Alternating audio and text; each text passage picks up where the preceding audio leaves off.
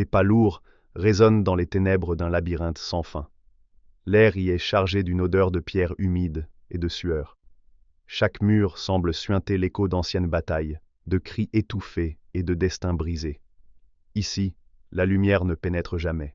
Seule une lueur rougeâtre danse par intermittence sur les parois, projetée par une présence massive qui rôde dans l'ombre. Un souffle rauque emplit l'espace, profond, animal. Deux yeux embrasés transpercent l'obscurité, scrutant chaque recoin avec une vigilance implacable. La créature qui avance lentement est une montagne de muscles et de cicatrices. Son torse large se soulève dans un rythme lent et puissant, témoin d'une force brute qui défie toute résistance.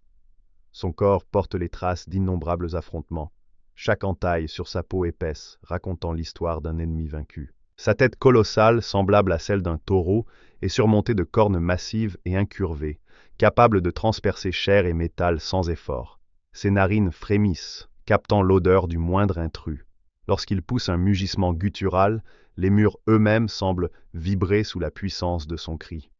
Dans sa main calleuse, une hache titanesque, conçue non pas pour la défense, mais pour détruire. La lame, souillée de sang séché, reflète par instants la pâle lueur de torches mourantes, illuminant brièvement l'horreur de ceux qui l'entourent. Là où il marche, il ne laisse derrière lui que silence et terreur. Il ne connaît ni le repos, ni la pitié. Son existence est un cycle éternel de traque et de carnage. Certains disent qu'il fut un homme autrefois, un guerrier redoutable, condamné par une force supérieure à arpenter ce dédale sans fin, une prison tissée de pierres et de cauchemars.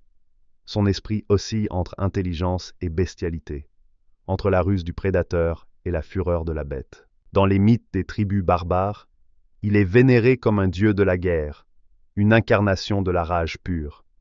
Pour d'autres, il n'est qu'un monstre à abattre, une anomalie à éradiquer. Pourtant, certains murmures évoquent un autre destin. Un gardien, chargé de protéger un savoir interdit, une relique antique ou l'entrée d'un royaume oublié. Les rares survivants de ces assauts parlent d'un adversaire invincible, d'un hurlement si puissant qu'il fait trembler le sol, de l'ombre d'un titan dont la seule présence suffit à glacer le sang.